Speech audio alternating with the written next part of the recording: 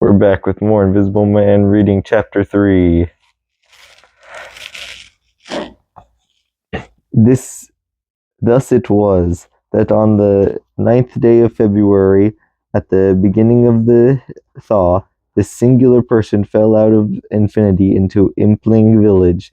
Next day his luggage arrived through the slush, and very remarkable luggage it was. There was a couple of trunks indeed, such as a rational man might need. But in addition, there were a box of books, big, fat books, of which some were just in an incomprehensible handwriting, and a dozen or more crates, boxes, and cases containing objects packed in straw. As it seemed to Hall, tugging at the casual curiosity at the straw glass bottles, the stranger, muffled in hat, coat, gloves, and wrapped, came out impatiently to meet Farenside's cart. While Hall was arriving, a word or so of gossip predatory to helping bring them in, out he came, not noticing Farenside's dog, who was sniffing in a delicate spirit at Hall's legs. "Come along with those boxes," he said. "I've been waiting long enough." And he came down the steps towards the tail of the cart, as if to lay hands on the smaller crate. No sooner had Farenside's dog caught sight of him, however, than it began to bristle and growl savagely, and when he rustled down the steps it gave an undecided hop, and then sprang straight at his hand. "Whoop!" he cried. "Whoop!" he cried Hall, jumping back, for he was no hero with dogs, and Farenside howled, "Lie down," and snatched his whip. They saw the dog's teeth had slipped the hand. Heard a kick, saw the dog execute a flanking jump and get home on the stranger's leg, and heard the rip of his torso ring. Then the finger end of Farenside's whip reached his property, and the dog yelped in dismay, retreated under the wheels of the wagon. It was all the busyness of a half-minute. No one spoke, everyone shouted. The stranger glanced swiftly at his torn glove, and his leg, made as if he would stoop to the ladder, then the passage, and up the carpeted stairs to his bedroom. "You brute, you," said Farenside, climbing off the wagon, then his whip in his hand, while the dog watched him through the wheel. "Come here," said Farenside. You better,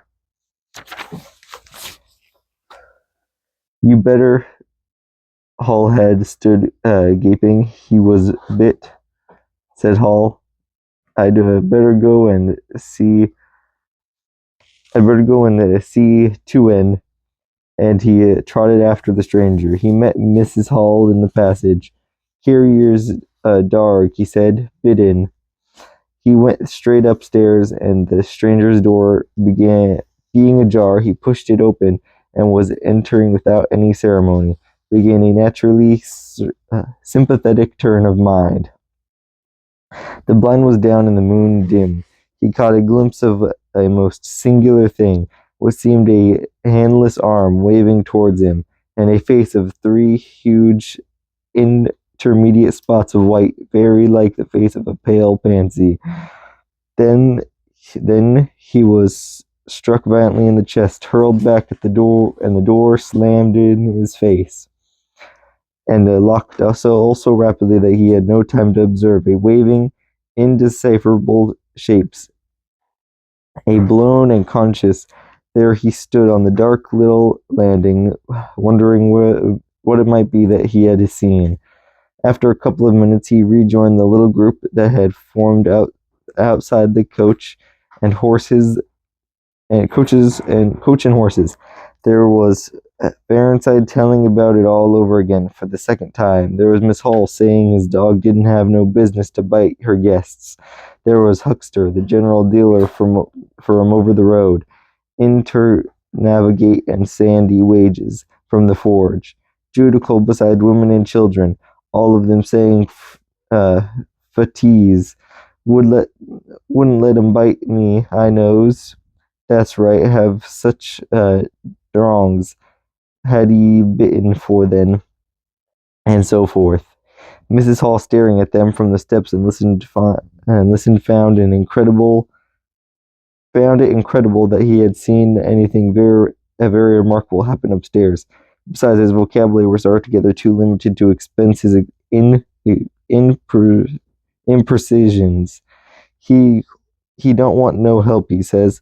He says in answer to his wife's inquiry, we'd better be taking of his luggage in. We ought to have it uh, quarter-sized at once, said Mr. Huckster, especially if it's all inflammable. I'd shoot in, that's what I'd do, said the lady in the group. Suddenly the dog began growling again. Come on, cried an angry voice in the doorway, and there stood the muffled stranger with his collar turned up and his hat brim bent down. The sooner you get these things in, the better I'll be pleased. It's stated by an anonymous bystander that this trousers and gloves had been changed. Was was you hurt, sir? Said Fairsides. I'm rare sorry the drag.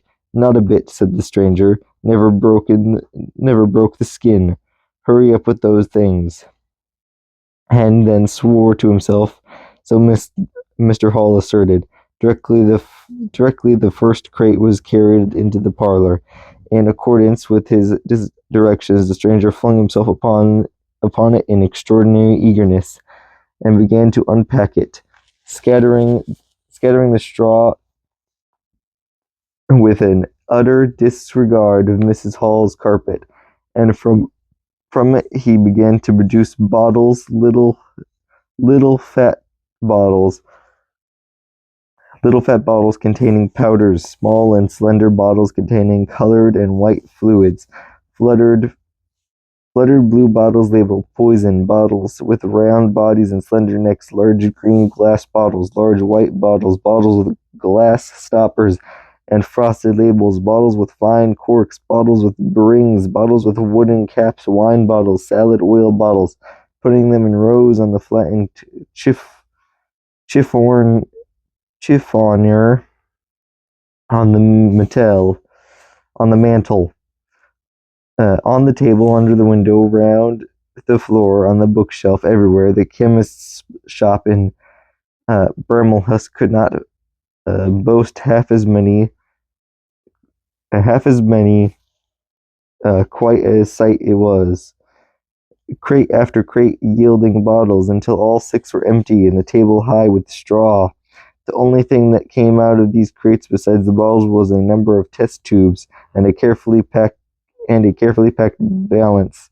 And directly the crates were unpacked, the stranger went to use the window and set to work, not troubling in the least about the litter of straw, the fire which had gone out, the boxes of books outside, nor for the trunks of the other luggage that had gone upstairs. When Miss Hall took his dinner into him, he was already so absorbed in his work, pouring little drops out of the bottles into the test tubes, that he did not hear her until she had swept away the bulk of the straw and put the tray on the table, with some little emphasis perhaps. Seeing the state that the floor was in, then he half turned his head and immediately turned it away again, though she saw he had removed his glasses. They were beside him on the table, and it seemed to her that his eye sockets were extraordinarily hollow. He put on his spectacles again, and then turned and faced her. She was about to complain of the straw on the floor when he anticipated her. I wish you wouldn't come in without knocking, he said in the tone of a normally exasperation that seemed so characteristic of him. I knocked, but you seemingly... Perhaps you did, but I'm in investigations, my really very urgent and unnecessary investigations. The slightest disturbance, the jar of a door, I must ask you. Certainly, sir, you can turn the lock if you'd like that, any time. A very good idea, said the stranger. This storer, sir, if I might make as bold a remark to say, Don't. If the straw makes trouble, put it down in the bill. And he mumbled at her, words suspiciously like curses.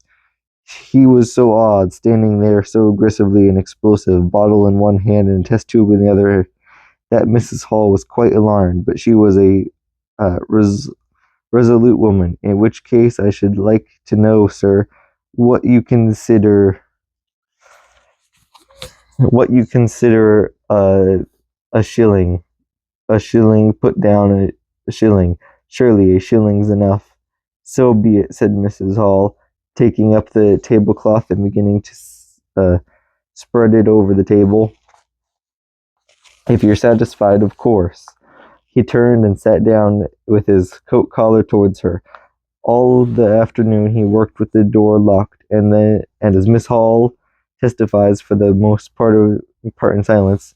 But once there was a concussion and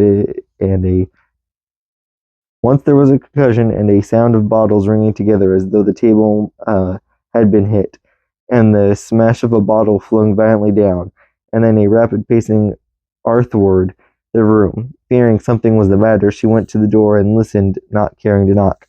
I can't go on, he was raving. I can't go on. 300,000, 400,000, the huge multitude. Cheated all my life it may take me. Patience, patience indeed, fool and liar. There was a noise of hobnails on the bricks in the wall, and Mrs. Hall very reluctantly had to leave the rest of his solitude. When she returned, the room was silent again, save for the faint crepitation of his chair, and the occasional clink of a bottle. It was all over. The stranger had resumed work. When she took in his tea, she saw broken glasses in the corner of the room, under the concave mirror, and a golden stain that had been carelessly wiped. She called attention to it. Put it down in the bill, snapped her visitor. For God's sake, don't worry me. If there's damage done, put it down in the bill. And he went on ticking a list in the exercise book before him. I'll tell you something, said Fairnsides mysteriously. It was late in the afternoon, and they were in the little beer shop of Imping Hanger.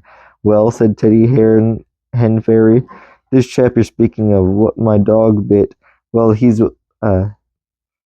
this chap you're speaking of, what my dog bit. Well, he's black. Leastways, his legs are. I seen through the tear in his glove. You'd have expected a sort of pinky to show, wouldn't you? Well, there wasn't none, just blackness. I tell you, he's as black as my hat. My sakes, said Hen Fairy, it's a rummy case altogether. Why, his nose is all as pink as paint. That's true, said Fairnsides. I know that, and I tell ye what I'm thinking. That man's a piebald, Teddy. Black here and white there, in patches, and he's ashamed of it. He thinks it a kind of half-breed, and the colors come off patchy instead of mixing. I've heard of such things before, and it's in the common way with horses, as anyone can see. And that's the end of Chapter 3. Tune in tomorrow for Chapter 4. So, friends, thanks for watching. Like, comment, subscribe, hit the notification bell. Follow us on social media, funkyplaybrothers and funkyplaybrothers. And please remember to help us by subscribing to our YouTube. Thank you for watching. Bye.